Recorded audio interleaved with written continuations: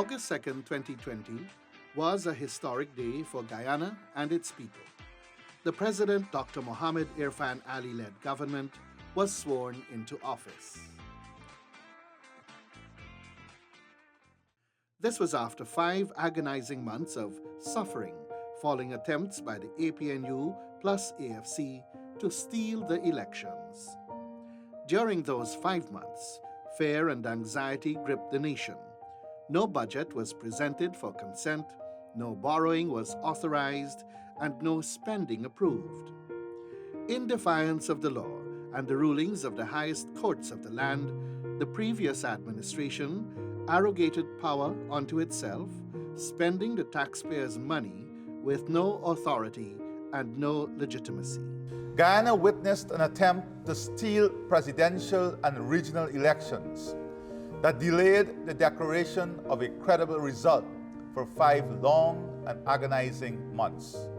Democracy was delayed and almost denied.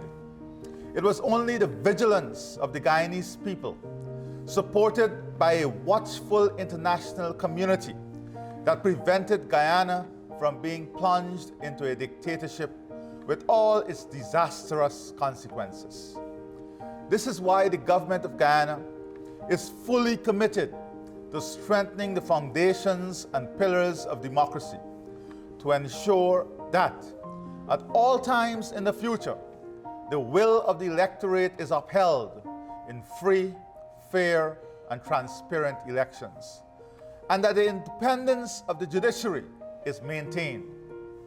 We are aware that adherence to democracy and the rule of law must be aligned with economic and social progress in conditions of non-discrimination, equity, and equal opportunities. This is the course on which Guyana is now firmly embarked domestically. Following up on a promise, President Ali on June 16th announced that a commission of inquiry into the March 2nd, 2020 general and regional elections would be launched. So I'd say to all those who struggled and sacrificed, all those who worked in protecting the democracy that we have, in your honor, before dawn on Tuesday, your president will name the members of that international COI. And those who subverted democracy, and those who cannot present their SOPs, and those who struggled against the will of the people,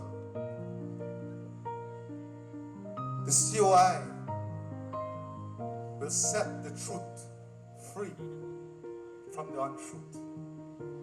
And the COI will set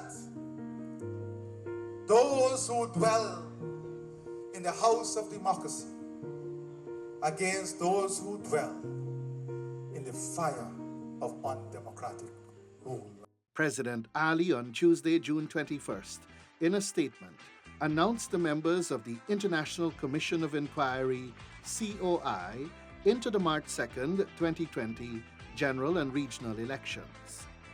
The members include Chairman of the Commission, retired Justice of Appeal Stanley John, former Attorney General and High Court Judge, and Acting Justice of Appeal in the Eastern Caribbean.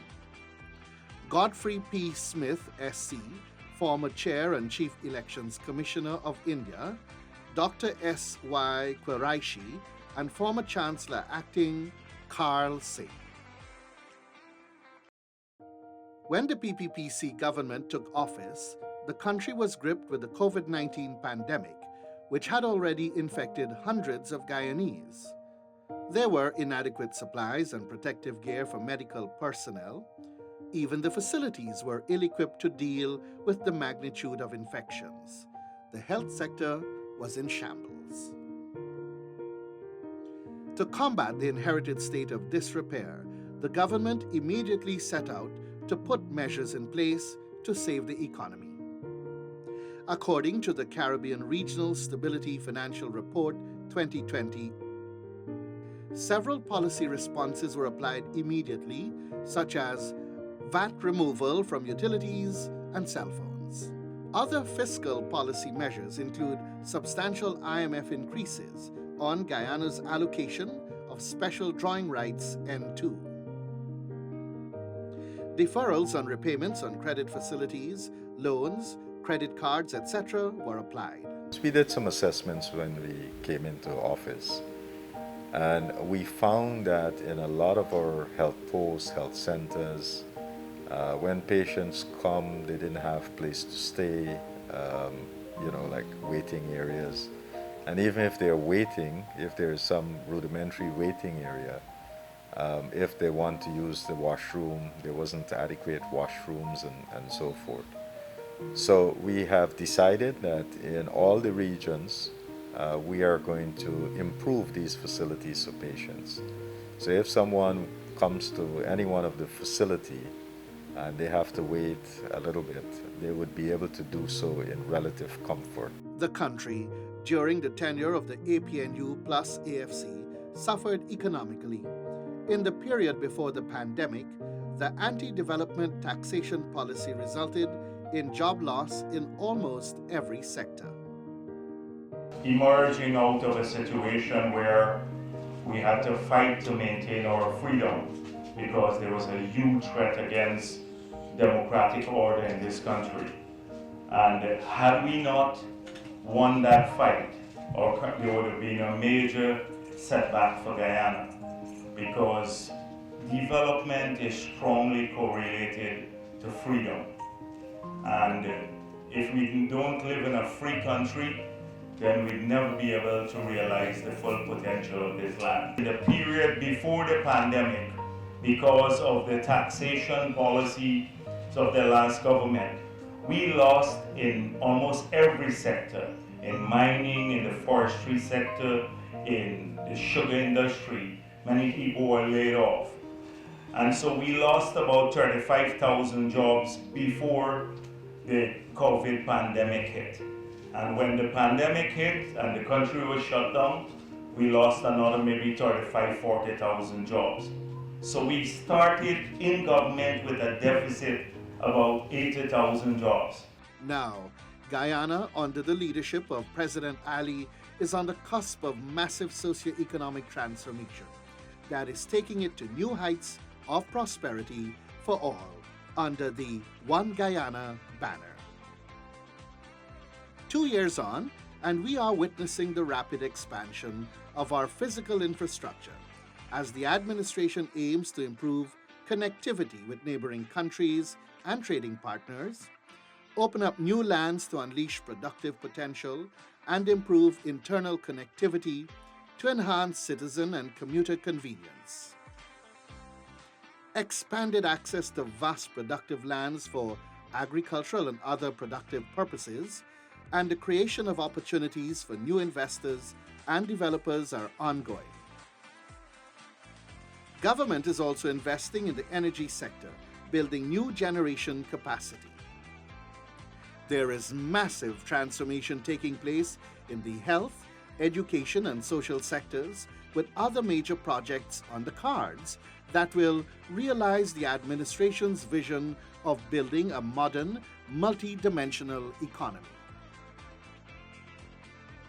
In this two-part documentary, we will highlight what the government has been doing since August 2nd, 2020 to realize its promise and to advance the plans for prosperity that seeks to create a brighter and better future for all Guyanese. The PPPC in its manifesto outlines its vision that every Guyanese must have a chance for a good education, access to good paying jobs, be able to start their own businesses, raise and provide for a family, own their own homes, live in a safe and secure environment, and retire with dignity. Full access to quality healthcare, safe water, be able to participate in sports and recreation, and freely practice their religion and culture are assured. The government believes that hard work and sacrifice, bolstered by an economy strengthened by the oil and gas sector, will guarantee the next generation of Guyanese a brighter and better future. and the administration has embarked on attaining just that. Citizens across the length and breadth of Guyana have begun to reap the tremendous benefits of improved infrastructure that have enhanced accessibility and created safer environments. A prime example is the construction of the $5 billion Eccles to Diamond Interlink Road on the east bank of Demerara. The project is easing traffic congestion and has also opened new lands for housing and commercial development.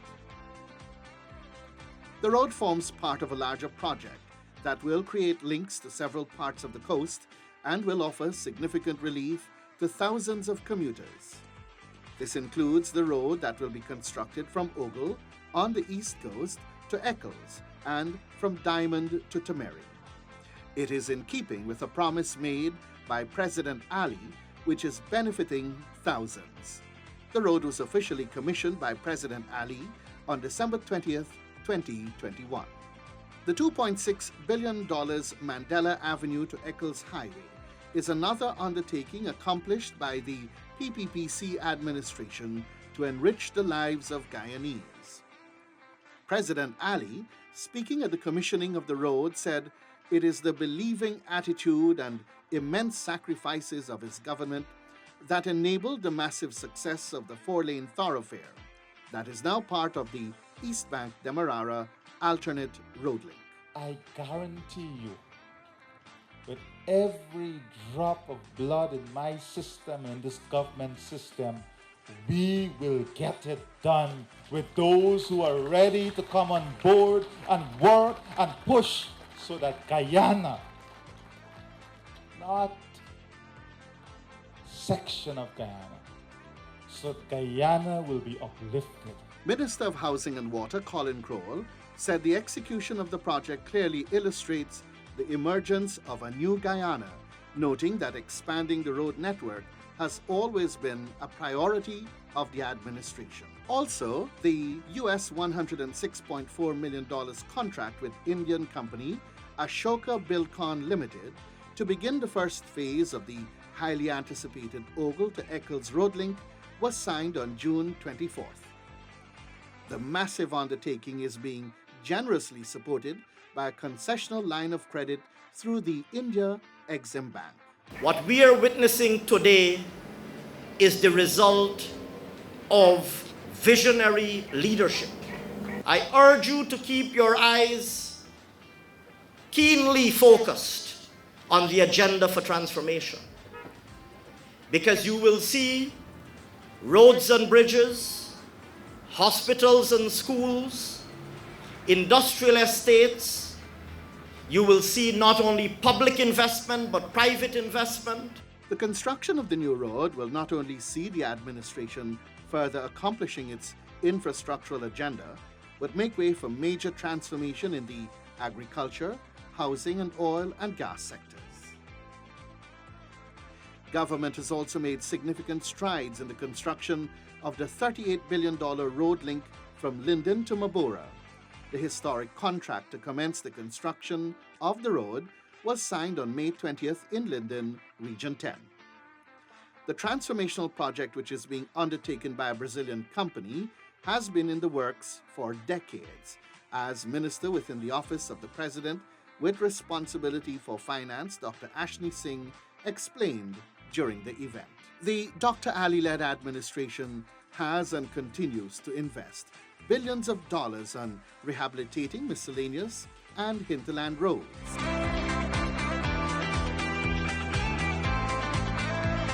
Dr. Ali is very passionate about the housing sector. His vision extends way beyond just providing a piece of land to Guyanese. Instead, the President and his cabinet are working to ensure that families at all income levels have access to safe, decent, and affordable housing. Government has embarked on a number of initiatives that form part of its National Housing Program, which aims to provide 50,000 house lots by 2025 through land allocations and the construction of homes for low, middle, and moderate income families, as well as young professionals. More than 11,000 house lots have been allocated under the flagship Dream Realize Housing Drive. Work began on more than 1,200 housing units across regions 3, 4, 6, and 10. More than 300 homes were completed and handed over to families for occupation to date. The remaining houses are at various stages and are slated for completion during the course of 2022. Land identification and acquisition were also made for the first phase of Silica City. The Silica City Development Project is a brainchild of President Ali, who had proposed the city's establishment while serving as housing minister in 2013. The idea was based on the need for Guyana to have an urban center that is complementary to the existing capital city of Georgetown. Some 3,800 acres of land have been identified for immediate development of the new Silica City in the vicinity of the Susdijk-Temeri area. The project aims to tackle the issue of non-coastal urban settlement development and the challenges of climate change and sea level rise. It will therefore see the creation of a vibrant, sustainable, resilient, and modern city, and this vision is in keeping with the Low Carbon Development Strategy, the LCDS. The smart city is proposed for creating a new city that will compact and will have pedestrian-oriented, energy-efficient, interconnected and sustainable, comfortable, attractive and secure environment. It is envisaged, Mr. Speaker, that over the next 20 years, the projected population for this new city will be approximately 50,000 occupants or over 12,500 households. Therefore, within this first 5 years, it is expected that this city would be developed to cater for at least 3,125 households, approximately 625 units annually. Additionally, in excess of 3,500 transport and titles have been distributed. The administration continues its relentless efforts to provide affordable housing solutions. Testimony to this is the implementation of the Home Construction Assistance Program. Back in April, Vice President Dr. Barrett Jagdeo, during a meeting at Dundee Maikoni, disclosed that the government was exploring the program, which will see persons who are financially unable to construct their homes but have available plots of land being provided with assistance by the administration. Then on May 16th, President Ali made the official announcement that the program would be launched. He had said that the government recognizes that many persons, although they have a house lot, encounter challenges managing home construction. The initiative, the head of state pointed out, is open to persons with both government-allocated and privately owned house lots and is in keeping with the administration's home ownership drive. Persons who have a house lot and wish to receive government help to construct a home on that lot may register their interest with a unit that will be establishing soon for this purpose. At the time of registration, the applicant will also select the preference from among 3 standard pre-designed models at a cost of $7 million, $9 million, and $12 million. Government will also undertake the construction of home on behalf of the applicant and deliver to the applicant a complete home in accordance with the option selected. We expect that this measure will help to drastically accelerate the capacity of Guyanese families to own and occupy their own home. Government also removed the value-added tax on additional construction materials, another move to make home construction affordable for Guyanese. This year, $12.4 billion was allocated for continued infrastructural development works in housing schemes, including the upgrading of 45.5 kilometers of roads in 31 existing housing areas across regions 1, 2, 3, 4, 5, 6, 9, and 10. Major development works. the design and construction of 2 major highways, easing traffic congestion on the east bank of Demerara Corridor. Mocha to Diamond Bypass Road completed. Mandela Avenue to Eccles 4-lane concrete highway completed. Construction of Eccles to Great Diamond 4-lane concrete in progress. The President Ali-led government, since its assumption to office in August 2020, has been working on a plan that will see improved access to healthcare, as well as the infrastructural transformation of medical facilities countrywide. For this year, $73.2 billion has been budgeted for the sector. Of that amount, $16.1 billion was allocated to launch a major expansion in public healthcare facilities. We are doing a lot of work in the health sector, and one of the things that we want to look at is the content of what we deliver to the population. As you know, we have different layers in the health sector. So if you think about the community, we have health posts, especially in very rural communities, because they're so far away, you need to have some health presence in these communities. We also have health centers. That's the next level. We have district hospitals, regional hospitals, and then of course our referral hospital. So a lot of our primary healthcare work is done by the health posts, the health centers. To some extent, we have also a lot of primary care work being done at district hospitals and at our regional hospitals, especially with our outpatient clinics. But the content of what we deliver has been very limited, and a lot of our healthcare workers have not been trained to deliver some of the things that we think are necessary in these communities. Through the Ministry of Health, the government is looking at innovative ways in which healthcare delivery can be revolutionized, ways in which those in remote or far-flung areas can receive the same level of care as persons on the coast. One way is through telemedicine. One of the innovations that we are working on, which we want to start this year, is to use telemedicine. So imagine in one of our remote villages where they only had access to a community healthcare worker. That worker can only deliver a very, very basic package of service, but they're maybe 50, 60 miles away from a health center or a hospital. So that basic service, while it helps, it's not enough.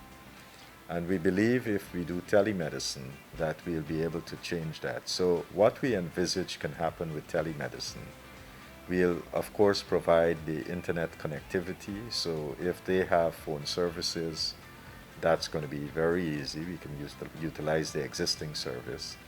If they don't, we'll have to put in a satellite connection where we can connect the health center.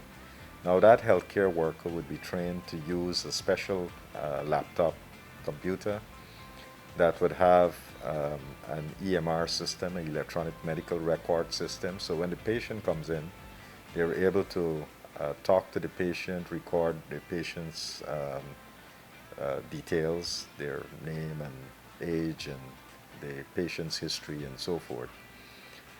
And then an interesting thing happens. The community health worker is then able to dial up a doctor that can be in Georgetown or in any part of the country. They dial up that doctor then would see the patient on screen and then conduct an interview. And if there's a need to do any specialized tests, so for example, the doctor would like to hear the heartbeat of the patient, so he would then instruct the community health worker to put the stethoscope at the appropriate places on the patient, and he would be able to hear the sound 400, 500 miles away. Because with the laptop, we'll have a set of tools, so stethoscopes, cameras, ultrasound, and so forth, that would all be connected to this laptop. So these are a set of internet-enabled devices. So we'll be able to listen to the sounds, see images, as if the patient is before you. And I think that would help to change how we do medicine tremendously. So we want to pilot that, and we're hoping that pilot, we can start that this year. And once the pilots work properly, or how we envisage it, that would then, we'll then start implementing this across the country, especially in those remote areas. And therefore, over the next couple of years, we'll see a transformation of care. So in the remote areas, it's not just having access to a community healthcare worker or a nurse, but you would also have access to a medical doctor. And I think that would help to change the quality of care that we are offering. Guyana is benefiting from the Smart Healthcare Facilities in the Caribbean project, which is being funded by the United Kingdom Department for International Development at a cost of $835 million. That's $4.175 million US dollars. Under this project, 5 institutions were identified for upgrading. These include the Diamond, Lenora, Mabaruma, Lethem, and Paramakatoy hospitals. The Diamond and Lethem hospitals have already been upgraded to smart facilities. The smart hospital concept refers to a health facility which provides standard and efficient health care while at the same time being climate resilient. During its first year in office, the PPPC government made significant efforts to ensure opportunities for development were available to all Guyanese. The Ministry of Education, in particular, took a number of steps to ensure that the population remained educated even amid the COVID-19 pandemic. The PPPC had promised to award 20,000 scholarships during its first term in office. This figure has now been revised upwards as the government calls on more persons, regardless of age, to pursue their studies in the various fields. Last year, the government awarded 6,000 gold scholarships to Guyanese. The sum of $1.3 billion was approved for gold in Budget 2022. In addition, thousands of university courses were also made available to Guyanese through the Coursera program. Over 55,000 citizens, including more than 8,000 teachers, benefited from a myriad of certifiable courses from internationally recognized institutions. With the government's aim to modernize and create a digital-friendly learning environment, a number of smart classrooms were commissioned in various secondary schools. The ministry was also able to provide 1,053 technological inputs to students and teachers, first starting with the underprivileged.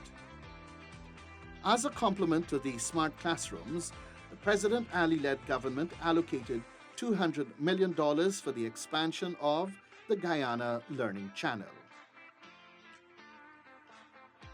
The Guyana Learning Channel also launched a WizKid platform, a game show, which is geared at preparing students for the National Grade 6 assessment.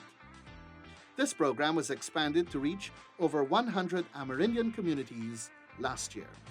To further technological advancement, over $65 million in ICT equipment was also given to TVET institutions for online learning. A key promise of the government was the restoration of the Because We Care cash grant to students. This initiative was reintroduced and improved. The $3.2 billion invested by the government benefited a whopping 175,000 students nationwide. Not to be left out, the government spent $320 million more to provide at least 17,000 children attending private schools with the $19,000 cash grant.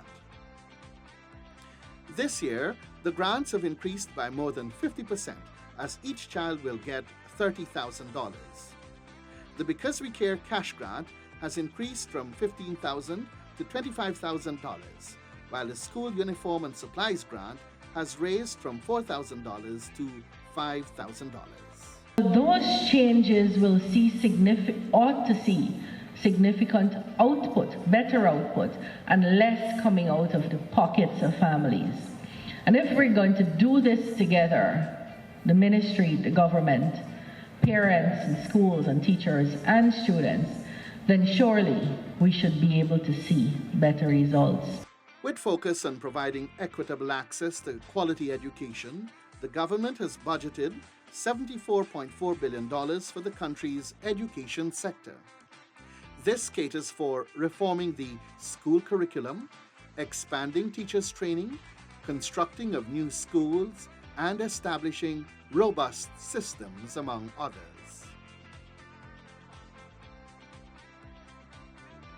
Agriculture is a major export earner for Guyana, and the government views it as important for the diversification of the economy. The government is continuing with its efforts of reviving sugar production and is making investments in rice and other crops like corn and soybean. Agriculture development is a priority and provides incentives through the Guyana Office for Investment. The country's proximity to the United States and access to CARICOM markets makes it an ideal investment destination for agriculture. Guyana's endowment of large arable land and favorable climatic conditions provides opportunities for investors. President Ali had said that the growing relationship between Guyana and Barbados is aimed at ensuring that both countries prosper economically. This, the president added, is evident by the expanded Black Belly Sheep initiative between the two countries that will see land in Guyana being allocated to selective groups in Guyana and youths from Barbados to boost production. The Guyanese head of state was speaking during the opening ceremony of Barbados AgroFest 2022, hosted in May under the theme, Greening Together, a Caribbean Thing. We are setting aside 50 acres of land to be owned by young people as part of the Black Belly Sheep project in Guyana. 50 acres to be owned by persons with disability. 50 acres to be owned by single parent women. And importantly, 50 acres that will be owned by your young people here in Barbados.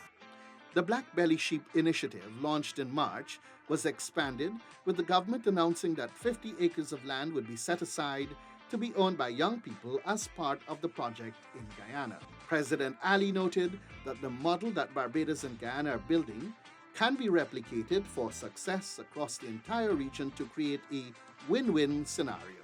We have already agreed with Barbados that Guyana and Barbados would do a joint project to supply the Barbados market strictly from Guyana to start with. That is a market with a value of $6.8 billion United States dollars.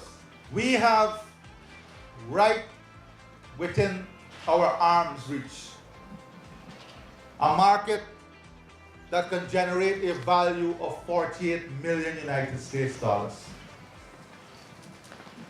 And who supply CARICOM right now? Australia and New Zealand. With the cost of freight and logistics cost increases, it is becoming more and more expensive. That is why this is a low-hanging fruit. CARICOM is right within our arm reach. And this is the first target market. In part 2 of this documentary, we will examine the strides made in the energy sector, social interventions and other developments as the PPPC administration charts the way forward for Guyana's social and economic advancement.